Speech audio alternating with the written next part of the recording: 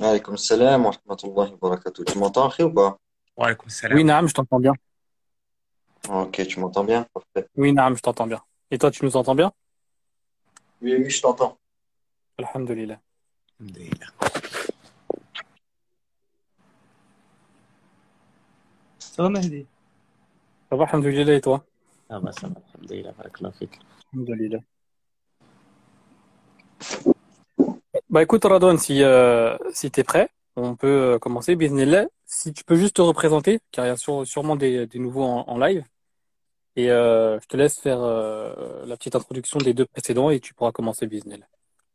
Représenter, c'est-à-dire. Bah, qui tu es et comme d'habitude, je sais pas où tu as étudié par exemple, ça peut intéresser certaines personnes. Les rassurer. D'accord, il n'y a pas de souci, Inch'Allah. Barakallahu Taïb, fik. Allah يبارك فيك. طيب, on commence, Inch'Allah. Bismillah ar-Rahman ar-Rahim. Wa salatu wa salam ala nabiyyina Muhammad wa ala alihi wa sahbihi wa man wala. اللهم علمنا ما ينفعنا وانفعنا بما علمتنا وزدنا علما وعملا يا رب العالمين ثم ما بعد مرحبا بكم. Donc, bienvenue à tout le monde pour la suite de nos lives sur les grands péchés. Donc, toujours un plaisir de se retrouver les dimanches soirs. Alors, pour ceux qui ne me connaissent pas, donc, je fais partie donc, du pôle donc, de l'Institut du Savoir. Donc, je me présente, c'est Redouane Abou Suleiman, diplômé de l'Université islamique de Qassim en sciences islamiques. L'Université de Qassim, où ça se trouve, donc ça se trouve entre Médine et Riyad, d'accord, plein centre de l'Arabie Saoudite. Donc voilà, voilà. Alors, concernant, ça résonne un peu, mais là ça va mieux. Donc je disais concernant donc notre série de live qu'on a décidé de mettre en place sur les grands péchés donc destructeurs en islam. Donc on avait précédemment, donc dans les deux derniers lives, on a évoqué les deux premiers grands péchés destructeurs que le prophète Mohammed sallam a cités dans le hadith rapporté par l'imam Bukhari, numéro 6857. Donc ça, c'est notre hadith de référence qui va nous permettre d'être le fil conducteur durant nos 6 lives, Inch'Allah. Alors, on va rappeler ce hadith où le prophète Mohammed sallam nous dit dans le sens approximatif, éloignez-vous des 7 grands péchés destructeurs. Les 7 grands péchés destructeurs. Pourquoi on les appelle destructeurs? Parce qu'elles sont destructeurs pour la personne dans ce bas monde et dans le delà. D'accord. Les gens demandèrent au messager d'Allah, sallallahu alayhi wa sallam, mais quels sont-ils? Et là, le prophète Mohammed sallallahu alayhi wa sallam répondit, donnez un associé à Allah, le shirk. Et ça, on en a parlé longuement lors de notre premier live. On a donné les catégories de shirk.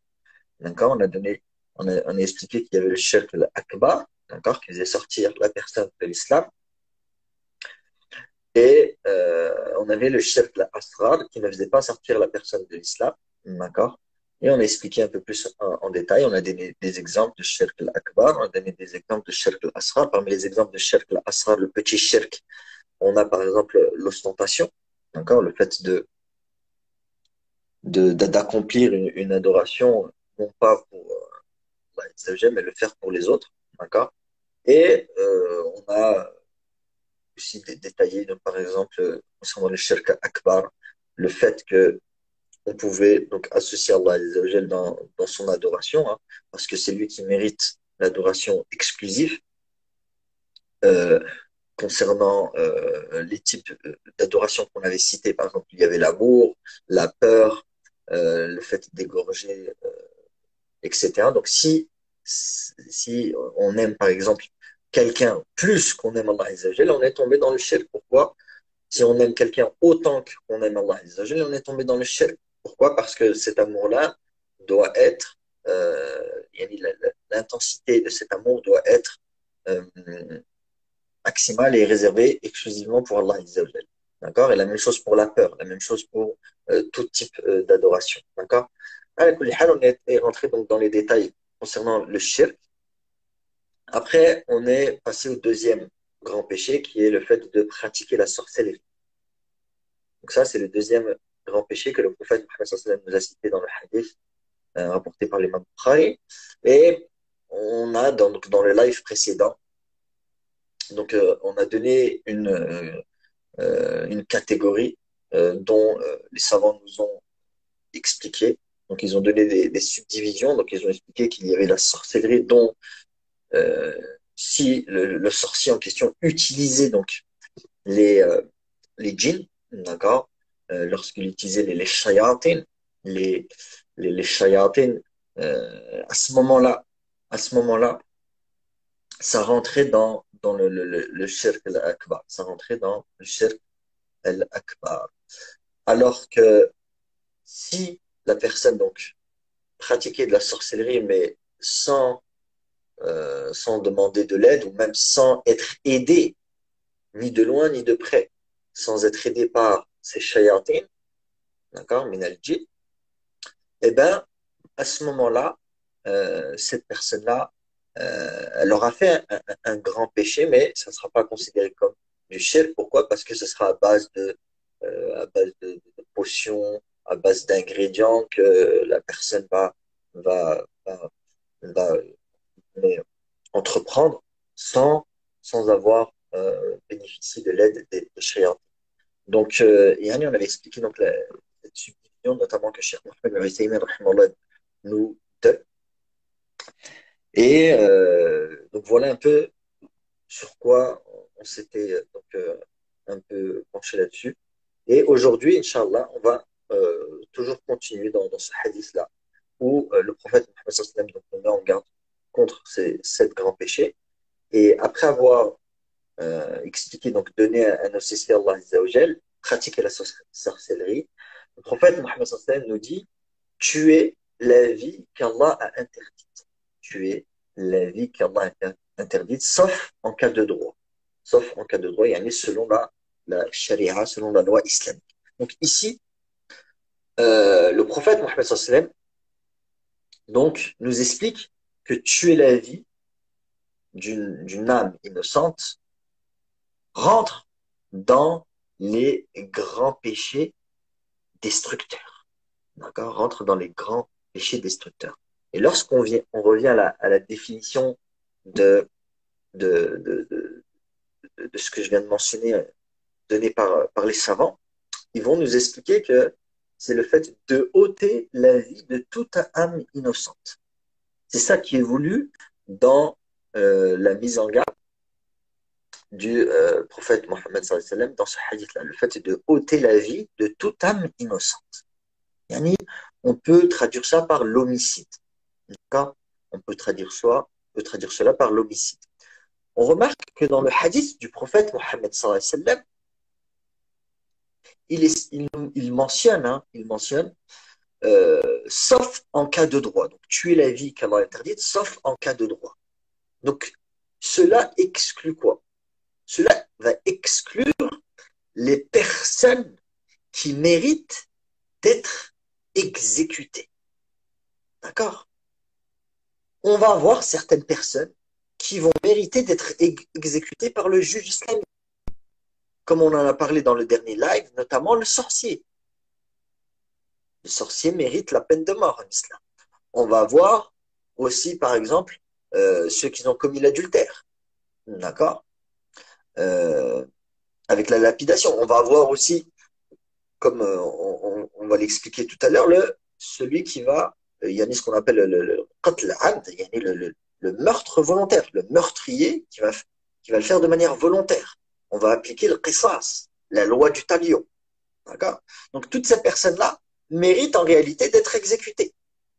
C'est pour ça que le fait de ôter la vie, que le juge islamique ôte la vie, ordonne d'ôter la vie à un sorcier, à celui qui a commis l'adultère, ou bien au meurtrier, etc., cela ne rentre pas dans le tahzir qu'il y a dans ce hadith-là. Cela ne rentre pas dans le grand péché que le prophète Mohammed sallallahu alayhi wa sallam a cité dans ce hadith rapporté par l'imam Bukhari.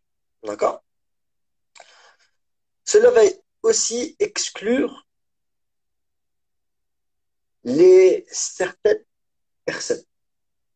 Parce que en islam, le non-musulman,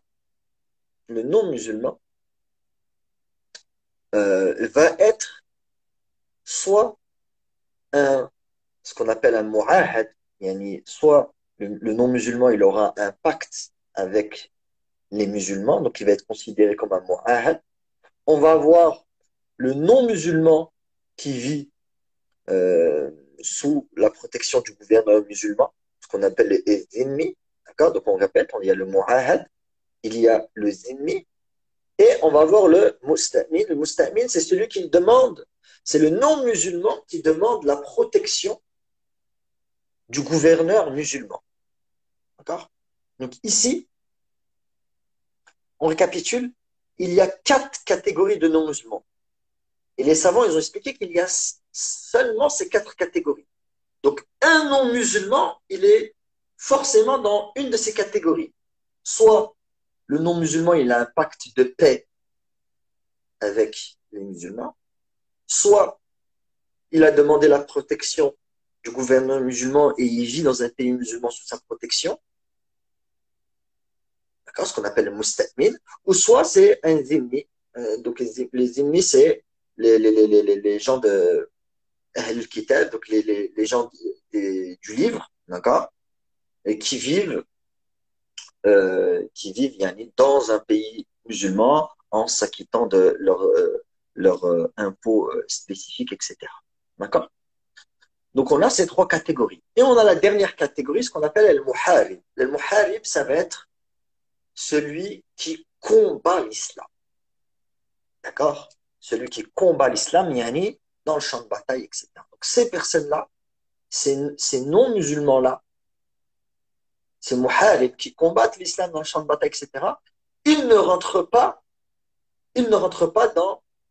dans le fait de ôter la vie d'une âme innocente. D'accord? Yani, celui qui va ôter la vie d'un kafir qui combat l'islam sur le champ de bataille, il n'aura pas fait de grands péchés. Par contre, si une personne va ôter la vie d'un non-musulman qui a un pacte de paix avec les musulmans, ou bien il va ôter la vie d'un non-musulman qui vit dans un pays musulman sous la protection du gouverneur, comme on l'a cité, d'accord? Eh ben, ces personnes-là, si elles sont tuées, exécutées, d'accord? Elles, elles auront le droit de demander réparation. Et ça sera totalement interdit de les toucher. D'accord? Donc, ils seront considérés comme des âmes innocentes, comme n'importe quel musulman. Donc, pour résumer, tout musulman est considéré comme innocent et les non-musulmans vont être aussi considérés comme innocents, sauf le muharib qui combat les musulmans, sauf le combattant kafir qui combat les musulmans, notamment sur le champ de bataille ou autre. D'accord? Le prophète Mohammed sallallahu alayhi wa sallam nous dit dans un hadith rapporté par l'imam Bukhari, numéro 3166, celui qui a tué un non-musulman entre lequel et vous existe un pacte, mu'ahad, ne sentira pas l'odeur du paradis. D'accord? Donc ça, c'est pour expliquer un peu plus en détail qu'est-ce qui est voulu par le fait d'ôter la vie de toute âme innocente. Les savants ont divisé l'homicide en 3 catégories. On va voir qatl al-amd, le meurtre volontaire. On va avoir qatl shibl, yani l'homicide non volontaire avec une intention de faire du mal à la personne. Mais on va utiliser une arme qui n'est pas connu pour tuer. Il va vouloir faire du mal à la personne avec une pierre, avec un bout de bois, avec une branche, etc. Il va, à la base, il avait l'intention de lui faire du mal et au final, il l'a tué. Donc ça va être un homicide non volontaire avec l'intention de faire du mal. Troisième catégorie, on va avoir l'homicide non volontaire, sans intention de lui faire du mal. Donc, il va lui ôter la vie sans le faire exprès, sans avoir l'intention de lui faire du mal, etc. Comme par exemple, quelqu'un qui va rouler en voiture et va renverser quelqu'un, sans le faire exprès. D'accord? Donc ça, c'est ce qu'on appelle qatl khata, l'homicide non volontaire, sans intention de lui faire du mal. Et c'est important qu'on différencie l'homicide non volontaire quand tu as l'intention de faire du mal et l'homicide non volontaire sans avoir l'intention de faire du mal. Il y a une différence, il y aura une nuance, comme on va l'expliquer, au niveau de certains jugements. D'accord? Ala kulli hal, l'homicide, qu'il soit volontaire, non volontaire, ou bien le meurtre volontaire, implique des règles islamiques à respecter. Pour le meurtre volontaire, d'accord, le meurtrier mérite la loi du talion, el-qisas, on peut traduire par la loi du talion. Ça veut dire quoi? Ça veut dire que celui qui tue volontairement quelqu'un, il mérite d'être exécuté à son tour. Sauf si la famille de la victime lui pardonne. Si la famille de la victime lui pardonne, à ce moment-là, il ne sera pas exécuté. Mais il devra payer le prix du sang, le prix du sang, qui est l'équivalent, en réalité c'est 100 chameaux avec des âges spécifiques, etc., qui est en réalité qui représente environ 100 000 euros à l'heure actuelle, notamment dans les pays du Golfe, où le prix du sang fait partie de la constitution de la charia. Et ces 100 000 euros, donc, devront être donnés à la famille de la victime. Donc ça, c'est pour le meurtre volontaire. Concernant l'homicide non volontaire, avec l'intention de lui faire du mal au départ, mais la personne a utilisé une arme qui n'est pas connue pour tuer de base. Elle n'a pas utilisé de couteau, elle n'a pas utilisé de pistolet, etc. Non, elle a utilisé une pierre, un bout de bois, une branche, etc. Et au final, elle a ôté la vie à la personne, alors qu'elle voulait simplement la frapper ou autre. Donc à ce moment-là, dans ce cas de figure, il n'y aura pas de qisas, il n'y aura pas de loi du talion, c'est-à-dire il ne mérite pas, donc le meurtrier, ici en l'occurrence, ne mérite pas la peine de mort. Ça sera spécifique pour le meurtre volontaire. Donc ici, le meurtrier, lors d'un homicide non volontaire, il ne mérite pas la peine de mort. D'accord? Mais la famille paternelle du meurtrier, ce qu'on appelle l'asaba, les pères, les frères et les oncles, les grands-pères, toute la famille du meurtrier, devra obligatoirement payer le prix du sang à la famille de la victime. Les fameux 100 000 euros environ. D'accord? Si le meurtrier, il peut payer quand même tout seul, il le fait. Quoi qu'il arrive, ça serait une obligation commune pour lui et sa famille, ce qu'on appelle l'asaba en arabe, donc ça va être sa famille paternelle. D'accord?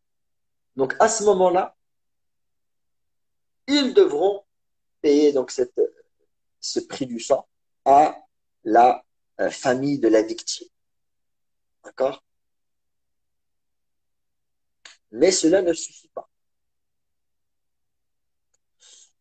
Après qu'il ait payé donc ces 100 000 euros, prix du sang, il aura une expiation à faire et qui sera obligatoire pour le meurtrier.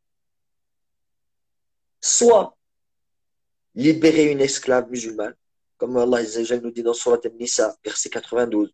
وَمَنْ قَتَلَ مُؤْمِنًا خَطَأً فَتَحْرِيرُ رَقَبَةٍ مُؤْمِنَاتٍ وَدِيَّةٌ مُسَلَّمَةٌ إِلَى أَهْلِهِ إِلَّا أَنْ يَصَدَّقُوا إِلَّا أَنْ يَصَدَّقُوا يعني quiconque tue par erreur un croyant, qu'il affranchisse alors un esclave croyant.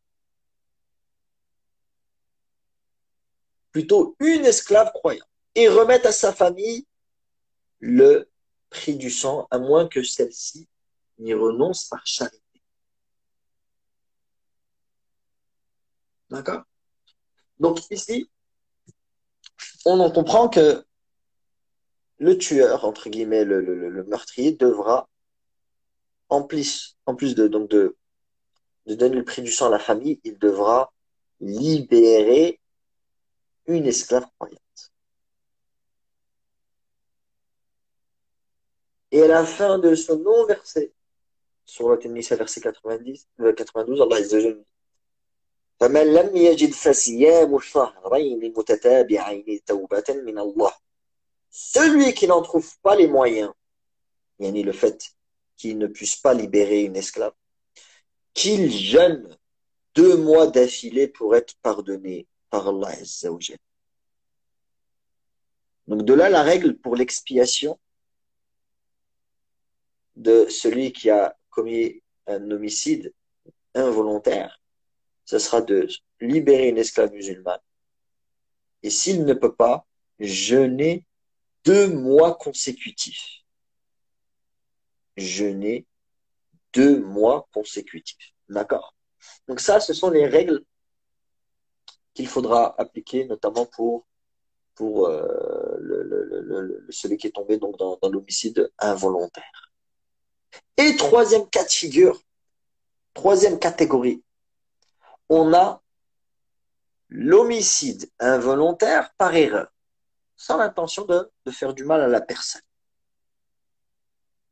Donc ici, comme pour l'homicide involontaire avec l'intention de faire du mal, il n'y aura pas de loi du talion à appliquer. Il n'y aura pas de qisas à appliquer. C'est-à-dire que celui qui a tué involontairement, qui a tué par erreur, il ne mérite pas la peine de mort.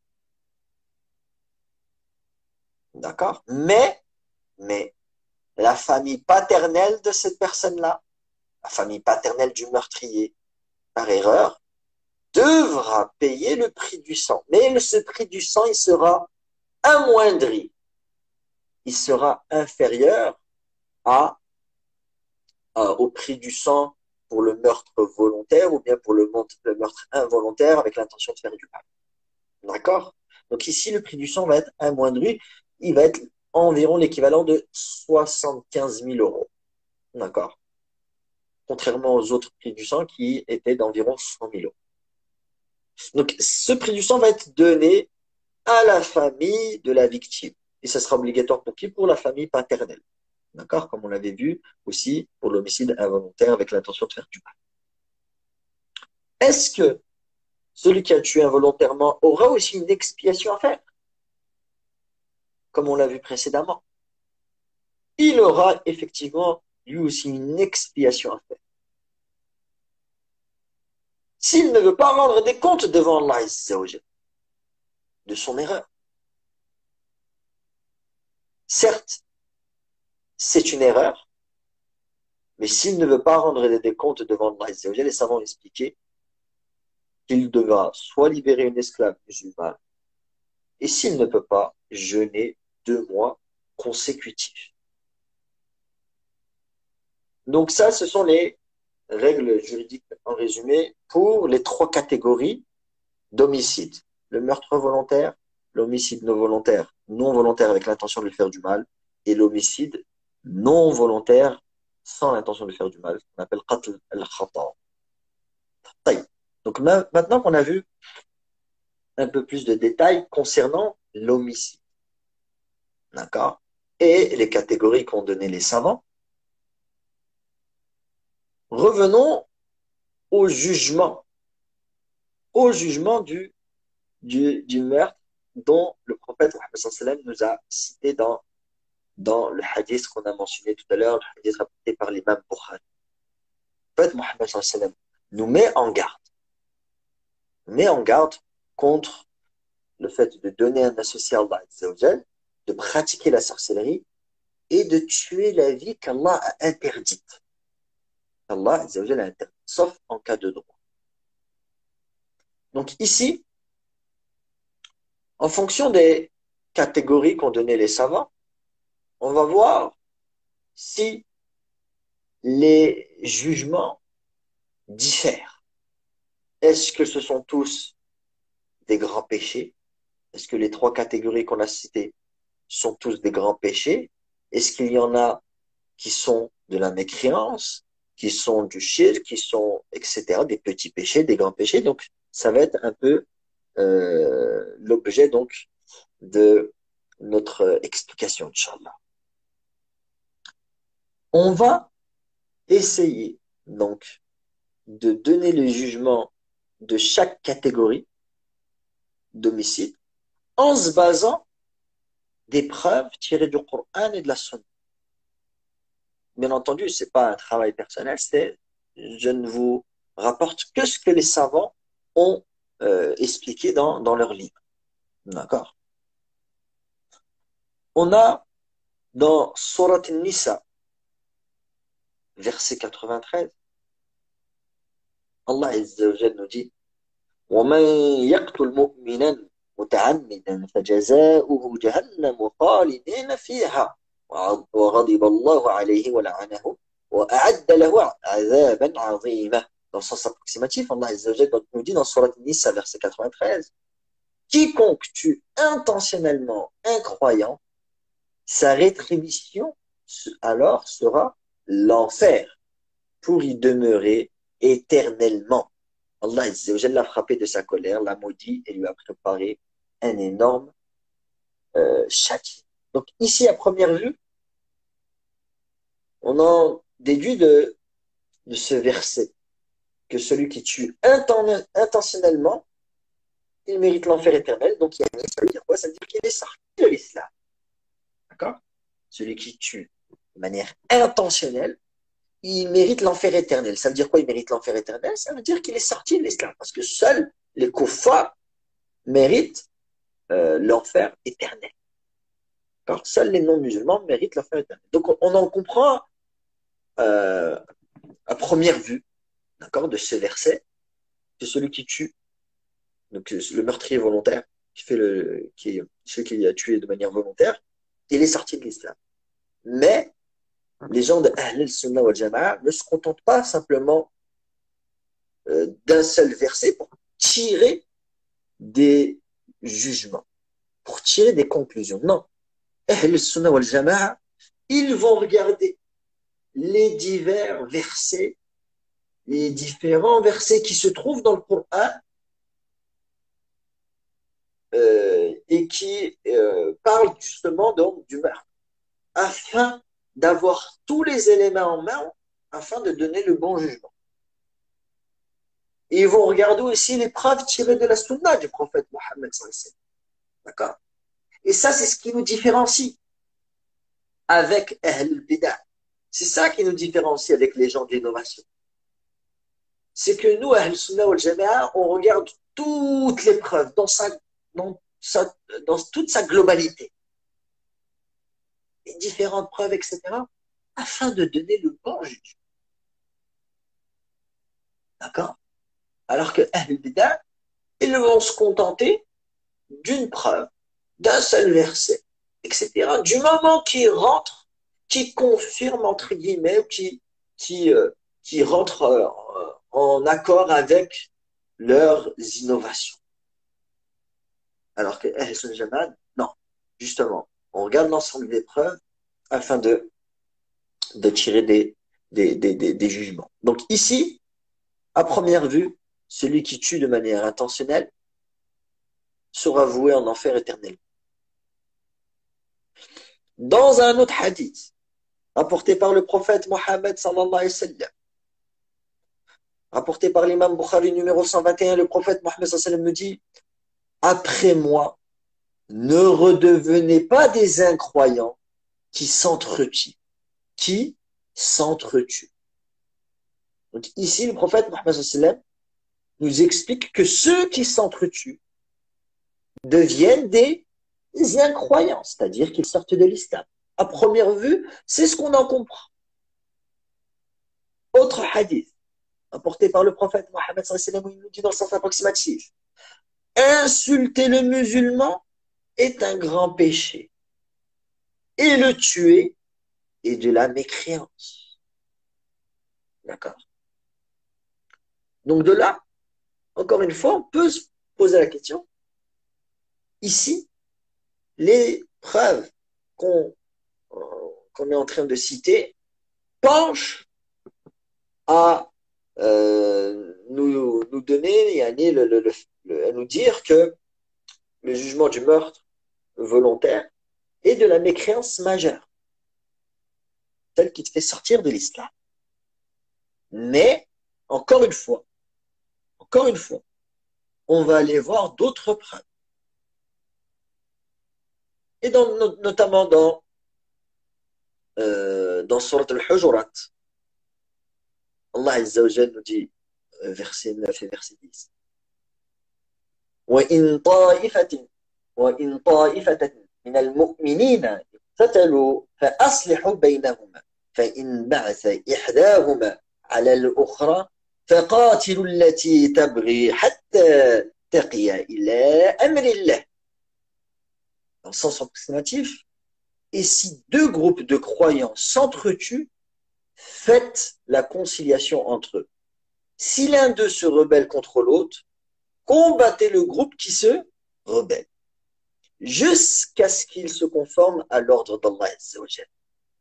فإن فاءت فأصلحوا بينهما بالعدل وأقسطوا إن الله يحب المقسطين. Puis, s'ils se confirment, puis s'ils se conforment, réconciliez-les avec justice et soyez équitables avec Allah Azza wa Jalla. Soyez équitables car Allah Azza wa Jalla aime les équitables.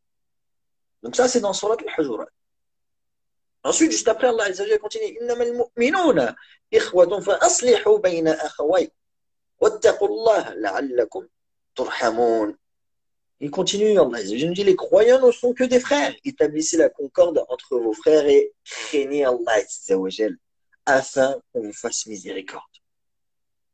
Et ici, ces deux versets que j'ai cités sont très importants afin de nous permettre de mieux comprendre le jugement du meurtre. Et c'est quoi ici le shahid de ce verset? C'est quoi ce qui nous importe dans le verset? C'est lorsque Allah Azza wa Jalla nous dit dans le sens approximatif, et si deux groupes de croyants s'entretuent.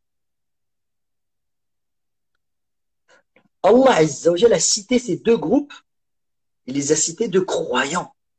Donc ici, les savants, ils ont expliqué que c'est une preuve irréfutable que lorsque des croyants s'entretuent, ils ne sortent pas de l'islam.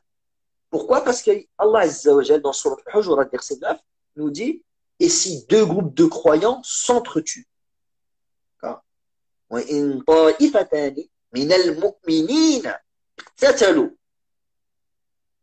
Donc ça, c'est une preuve irréfutable qui nous permet d'affirmer que lorsque des croyants s'entretuent, ils ne sortent pas de l'islam. D'accord? Ensuite, juste après, le prophète Allah Azza wa Jalla continue, dit, les croyants ne sont que des frères, et il continue. Il insiste sur le fait que les croyants ne sont que des frères. Si ils étaient sortis de l'islam, on n'aurait pas pu les citer comme des croyants, etc. D'accord? Taïb. En plus de ça, Allah Azza wa Jal va nous expliquer, nous inciter à réconcilier nos frères. D'accord? Le fait de les réconcilier, etc., nos frères dans l'iman, etc. Donc tout ça nous permet donc de nous dire, de nous expliquer et d'affirmer que celui qui tombe dans le meurtre volontaire ne sort pas de l'islam. Et dernière preuve que les savants ont citée afin d'affirmer que celui qui tue volontairement une personne, un musulman ou autre, ne sort pas de l'islam. On a dans Surat al-Baqarah, verset 178, Allah Azza wa Jalla dit Ya ayyuhalladhina amanu kutiba alaykumul qisasu fil qatl الحر بالحر والعبد بالعبد والأنثى بالأنثى فمن عفي له من أخيه شيء فاتباع بالمعروف. Au sens approximatif, Allah Azza wa Jalla dit ô les croyants, on vous a prescrit le talion, le qisas. Homme libre pour homme libre, esclave pour esclave, femme pour femme, mais celui qui a tué son frère aura pardonné en quelque façon, doit faire face à une requête convenable. Ici, Allah Azza wa Jalla nous dit فَمَنْ عُفِيَ لَهُ مِنْ أَخِيهِ شَيْءٌ.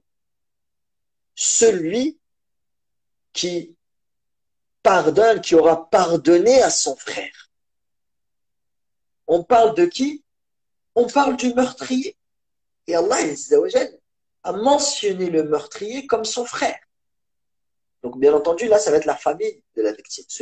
Parmi la famille de la victime qui vont pardonner à son frère. À qui?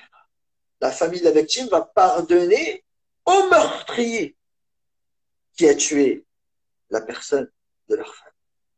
Et Allah Azza wa Jal va qualifier le meurtrier comme quoi? Comme akhi, yani comme son frère. Donc ça, c'est une autre preuve qui permet de conforter yani, le fait que le meurtrier ne va pas sortir de l'islam. D'accord? Le meurtrier ne va pas sortir de l'islam. Ça va être de la mécréance mineure et non majeure. Donc, en se basant avec une information qu'ont donné les savants. D'accord? Pour ceux dont cela n'a pas été clair, le prophète Mohammed sallallahu alayhi wa sallam nous dit clairement dans les hadiths, c'est de la mécréance. D'accord? Ensuite, on peut se poser la question, c'est de la mécréance majeure ou de la mécréance mineure? Et en se basant donc des versets de Surat al-Hujurat, des versets al-Baqarah, où Allah Azza wa Jal va mentionner que le meurtrier va être considéré comme un frère, et que deux groupes de croyants qui s'entretuent, le fait qu'Allah Azza wa Jal les considère, les caractérise par des croyants, malgré qu'ils s'entretuent, eh ben, cela nous permet d'affirmer que le meurtre volontaire est de la mécréance mineure, celle qui ne te fait pas sortir de l'islam, mais ça reste quand même un grand péché. D'accord? Ça reste quand même un grand péché. Il faudra s'empresser de faire un repentir sincère. Donc ça, c'est pour le meurtre volontaire. Concernant l'homicide non volontaire, avec l'intention de quoi? Avec l'intention de lui faire du mal, avec une arme non connue pour tuer. Donc ici, on a, comme on l'a cité tout à l'heure, des pierres, des bouts de bois, etc., des branches. Donc à ce moment-là, les savants ont expliqué que cet homicide non volontaire va être considéré comme un grand péché et non comme de la mécréance mineure. Donc ça va être considéré comme un grand péché. Et on a vu ensemble les grands péchés, comment ça se passe. Yani, s'il meurt sans faire de repentir, lorsqu'il rencontre Allah Azza wa Jal, il sera taht mashiatillah. Allah Azza wa Jal décidera s'il veut le châtier ou décidera yani, de lui pardonner. Il sera yani, sous la volonté d'Allah Azza wa Jal. Et concernant la troisième catégorie d'homicide, le qatl al-khata, qu'on a cité ensemble, c'est l'homicide non volontaire sans l'intention de faire du mal. Ici, les savants ont expliqué que la personne a fait une erreur. La personne a fait une erreur, elle n'a pas commis de péché, en réalité. D'accord?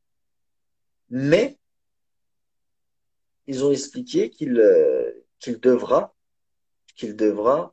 quand même euh, faire une expiation. D'accord? Il devra faire quand même une expiation. Et on va voir ensemble quel est ce type d'expiation parce que la personne, certes, elle a fait une erreur, elle n'a pas fait de péché, d'accord? Mais yani, il devra yani, avouer donc, son crime, d'accord? Avouer donc le qatl al-khata, donc son homicide, d'accord? Il devra l'avouer, il devra prévenir la famille, etc. Les savants ont expliqué que yani, la famille mérite, comme on a vu ensemble, le prix du sang, d'accord? Donc, il devra aussi donner les droits à la famille de la victime. Il devra payer le prix du sang, etc. S'il ne veut pas tomber dans le péché. D'accord? Il y a aussi une question aussi qui peut être intéressante à souligner concernant les homicides. C'est est-ce que la personne qui va euh, exécuter quelqu'un, d'accord? Elle va donc omettre la vie de quelqu'un, elle va tuer quelqu'un. Si elle fait un repentir, si elle veut faire un repentir avant de mourir, est-ce que ce repentir est accepté et le jour du jugement, il ne rendra pas des comptes, malgré qu'il a tué une personne, d'accord? Malgré qu'il a, qu'il a tué cette personne-là. Déjà, première question, est-ce que auprès d'Allah, Azza wa Jalla, le repentir va être accepté?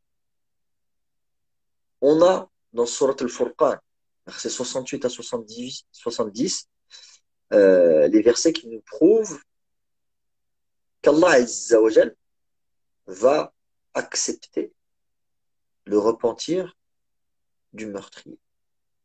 Dans le sens approximatif, Allah Azza wa Jal nous dit qui n'invoque pas d'autre Dieu avec Allah et ne tue pas la vie qu'Allah a rendue sacrée, sauf à bon droit, qui ne commettent pas de fornication, car quiconque fait cela encourra une punition. Et le châtiment lui sera doublé au jour de la résurrection, et il demeurera éternellement couvert d'ignominie. Sauf celui qui se repent, croit et accomplit une bonne œuvre, cela, Allah Azza wa Jal changera leurs mauvaises actions en bonnes. Et Allah Azza wa Jal est pardonneur et miséricordieux, dans le sens approximatif de Surat al-Furqan. Donc ici, Allah Azza wa Jal va citer ceux qui tombent dans le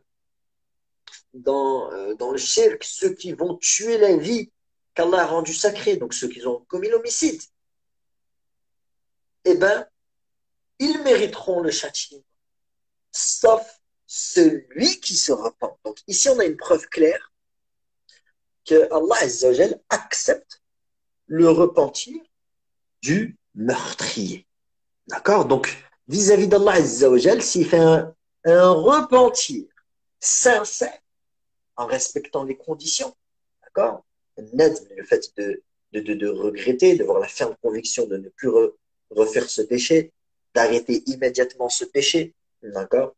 De le faire sincèrement pour Allah Azza wa Jal, etc. Ben, s'il a respecté ces conditions-là, eh ben, Allah Azza wa Jal, Allah Azza wa Jal accepte il accepte le repentir.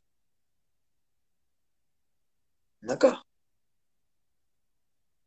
Ça, c'est en rapport avec le droit d'Allah Azza wa Jal. Mais concernant le droit de la victime, ou bien celui de sa famille, comment ça se passe? Les savants, ils ont divergé sur le droit de la victime, celui qui s'est fait tuer. Est-ce que le jour du jugement, le droit de la victime du meurtre sera annulé par Allah Azza wa Jal, car le meurtrier a fait un repentir sincère et car Allah Azza wa Jal a accepté son repentir? Les savants, ils ont divergé. Mais en se basant des versets du Surat al-Furqan que je vous ai cités, Cheikh Mohammed bin Uthaymin, rahmallah, il cite notamment que le droit de, de la victime va être annulé par le repentir sincère de la personne. D'accord? Yani ça, c'est l'avis de Cheikh Mohammed bin Uthaymin, sachant qu'il y a divergence là-dessus. D'accord? Donc ça, c'est concernant le droit de la victime. En se basant des versets du Surat al-Furqan que j'ai cités tout à l'heure, eh ben, le Cheikh explique que les versets vont en faveur du fait que le droit sera annulé. Le droit de la victime sera annulé. D'accord? Et concernant le droit de la famille, le droit de la famille, comme je l'avais dit tout à l'heure, quoi qu'il arrive, la famille, le meurtrier doit obligatoirement s'acquitter des droits de la famille. Le fait de se livrer à eux, s'il a commis l'homicide, le fait d'avouer son crime vers le juge ou les autorités compétentes. S'il a fait de manière volontaire, eh ben, le qisas devra être appliqué. La loi du talion devra être appliquée, sauf si la famille le pardonne, etc. Et s'ils exigent le prix du sang, il faudra la donner, etc. Donc, tous ces droits en rapport avec la famille de la victime devront absolument être respectés, être donnés. Sinon, on aura commis un péché, on n'aura pas respecté le repentir concernant donc ces homicides. D'accord. Donc voilà plus ou moins un résumé concernant donc ce grand péché qui est donc l'homicide, d'accord, l'homicide volontaire, le meurtre volontaire, ou bien l'homicide non volontaire avec une intention de faire du mal. Voilà ce que les savants ont donné comme explication. Donc on demande à Allah Azza wa Jal qui nous préserve de tout homicide, ainsi que nos proches. Barakallahu fikum pour votre écoute et votre attention. Si vous avez des questions euh, concernant ce qu'on a évoqué, d'accord, sur les trois catégories d'homicide, d'accord, le meurtre volontaire, l'homicide non volontaire, etc. Ben, je vous écoute, hein, Inch'Allah. Mehdi,